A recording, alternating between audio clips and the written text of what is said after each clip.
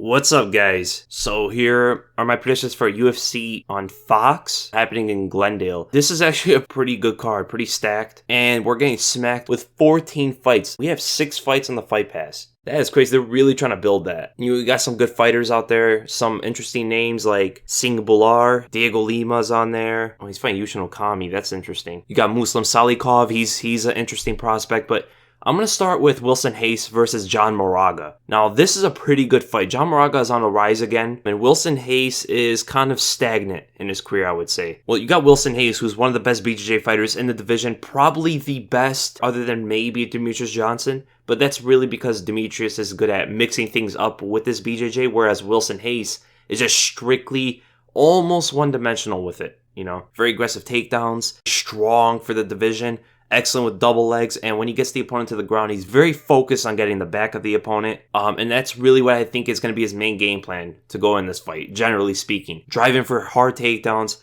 eventually try to get the back of Moraga, because Moraga is going to have a distinct advantage on the feet. Good boxer, one of the best boxers in this division, has legitimate knockout power for a flyweight, and you saw that in his last fight. So this is a contrast in styles, and these fights are usually some of the most interesting fights to watch. Wilson Hayes can get a little bit wild on the feet if he stays there, and he's a little bit too stiff. You saw that a lot in the Demetrius Johnson fight and the Henry Cejudo fight, whereas John Moraga is going to be longer than him, and he's going to have that snapping long jab. His left hook is devastating, and he's much faster on the feet. Much more power, too. It's going to be where his takedown defense is going to be and how his footwork is going to play out. As a flyweight, all these guys are really fast on their feet, and Moraga is really good at keeping balance to land counter shots if possible, and he's good at circling out on tight angles, right? And that's what he's going to have to use against Wilson Hayes. Try to get Hayes on his back foot up against the cage, right? That's where Moraga does his best work, when he's the one dictating the pace of the fight. He could do that off his jabs as Wilson Hayes is trying to close distance. Just stick him with the jab every time, back him up with that. And the time to look for those power shots, I think he's going to try to do that when he backs up Wilson Hayes. But if it gets to the ground, we've seen John Moraga is capable there as well. We've seen that even in the Demetrius Johnson fight. I know he was submitted, but even against someone like Johnson, he was able to hang on the ground somewhat. My prediction for the fight, I'm going to go with John Moraga. I think he's going to be a more calculated John Moraga out there. In his last fight, he was a little bit too explosive. He was looking for the finish a bit too much. You know, he forced it and it worked out for him. Against Wilson Hayes, that could work out because of Hayes' discrepancy in his striking and his distance management. But I think the jab will work wonders for Moraga and set up things after that. You know, get Wilson Hayes to overextend himself and just counter him. So I'm going to go with Moraga, and I'm going to go by a decision or third round TKO. And then we go to Israel Adesanya versus Marvin Vittori. This is the fight that a lot of people are looking forward to. You got two prospects. You got Israel Adesanya, one of the best strikers credentially in the UFC. I mean, he's fought at the highest levels of kickboxing for a while. Long for the division, tall for the division. 6 foot. It says he's 6'2", but they always change it. In his last fight on the tail of the tape, it said he was 6'4". He's somewhere around there, but 80-inch reach. He's what people would characterize him as a surgical striker. You know, he doesn't overextend himself. He doesn't look for the power shots. He doesn't look for the finish. He doesn't give the opponent an opportunity to counter him. He doesn't give the opponent an opportunity to take him down. And a lot of fighters do that, you know. Even Marvin Vittori has done it in his fights where they overextend. You catch him, it's good for you, but you make yourself completely vulnerable, right?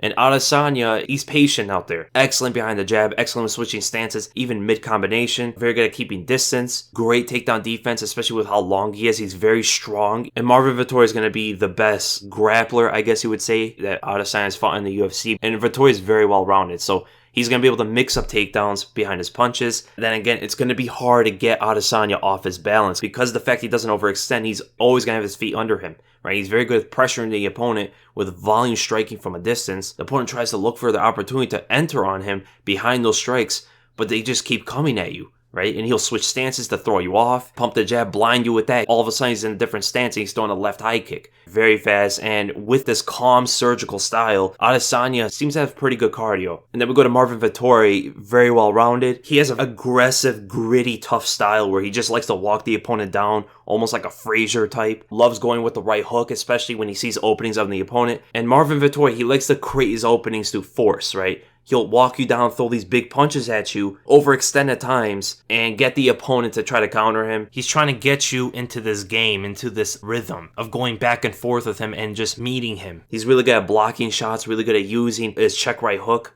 being a southpaw fighter, so that's going to be interesting for Adesanya, who can change stances, get outside foot or inside foot, whatever he sees fit, whereas Vittori's a little bit more one-dimensional on the feet alone. And Vittori, he has shown to gas out a little bit, especially in his fight with Akhmedov. He was kind of huffing and puffing mid through the second round, and it wasn't the highest pace of fight. And when you're under pressure from Adesanya, keep its volume on you, keep the jab on you, back you up, smother you. I mean, it's going to gas him out way quicker, man, way quicker. But the thing going for Vittori is the ground game, of course, is going to be his advantage. Most of his wins are by submission, and you saw that even in the Akhmedov fight, where as soon as they clinched up, Akhmedov had the back, Vittori instantly went for that Kimura, and that kind of stuff, the clinching up, any kind of grappling scenario that Adesanya will force or Vittori can get on him is going to be dangerous for Adesanya.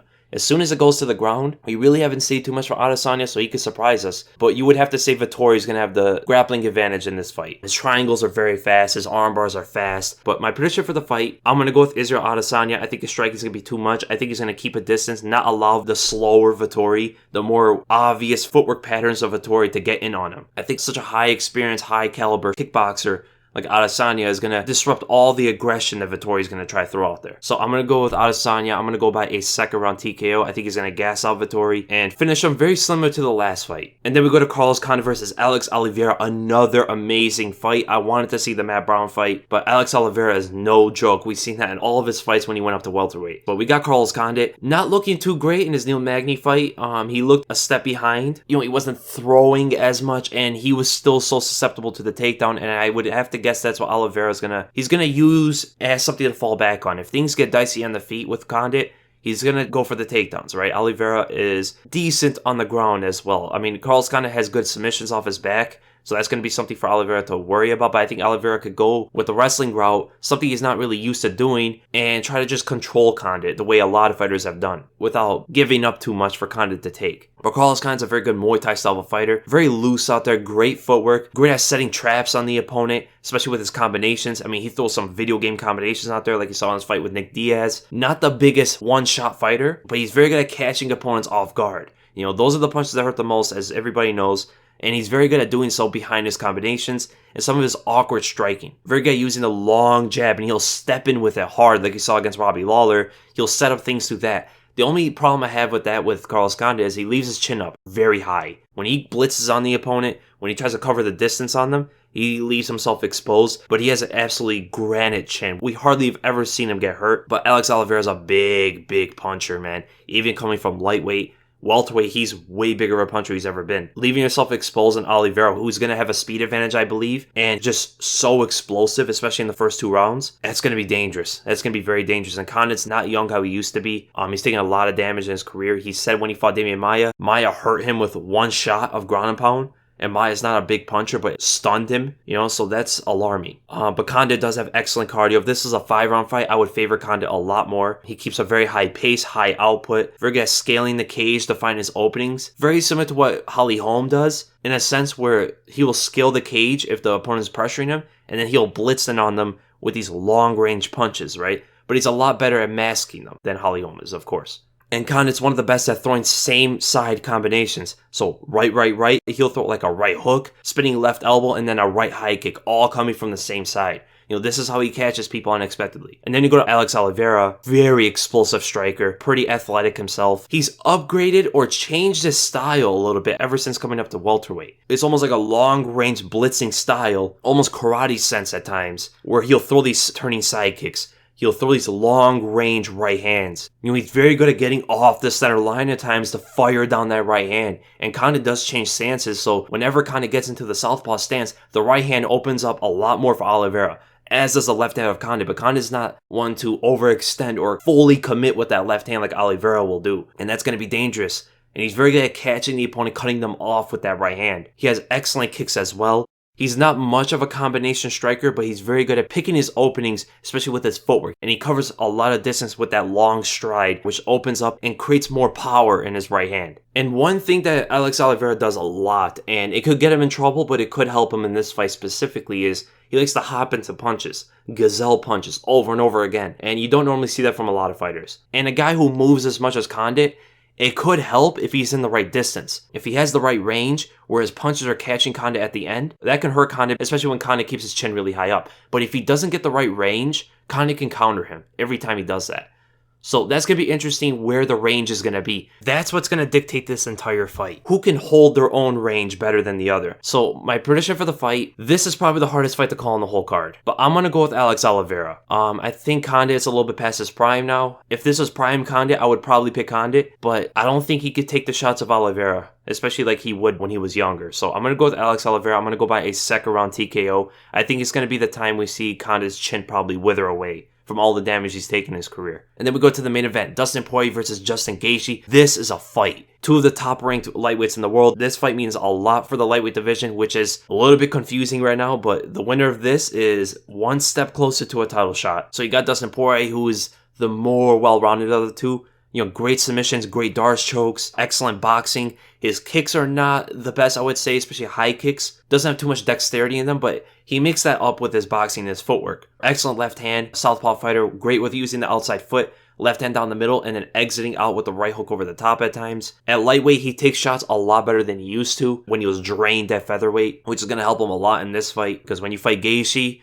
you're going to have to be prepared to take some shots, you know, because that guy's willing to take some. And when you get in the distance where he'll take your shots, he's going to fire right back at you. Dustin Poirier's leg kicks, great takedowns. I don't think he'll take down Gaethje at all, but he has that option if he ever gets Gaethje off balance. You know, just excellent, well-rounded fighter. And then we go to Gaethje. Gaethje is kind of wild. Here's the thing to take note about Gaethje. He did say he's going to change his style to work more in his favor to win fights. Right? So the only thing we can really see about that is toning it down on some of the aggression with striking and put that aggression into wrestling more offensively. And we don't know where that's at. We don't know how good Gaethje is offensively with his wrestling. He's never really done it to a high degree. And he's especially never done it to a guy as skilled as Dustin Poirier is. So it's going to be pretty hard to predict how Justin Gaethje is going to go out there. But I'm going to think about the Justin Gaethje that we all know, right? Very aggressive, going shot for shot with the opponent, right? He has big power. Great chin. His cardio is a little bit lacking at times. But his fight with Eddie Alvarez, he was able to last a long time. He did gas out in the third round. That's a big part of why he got knocked out. But that's because of his high pace. As you can see, significant strikes per minute, 9.5. That's among the highest in the UFC. That might even be the highest in the UFC. He has excellent leg kicks, very damaging. He'll throw them close range too. When do you see that?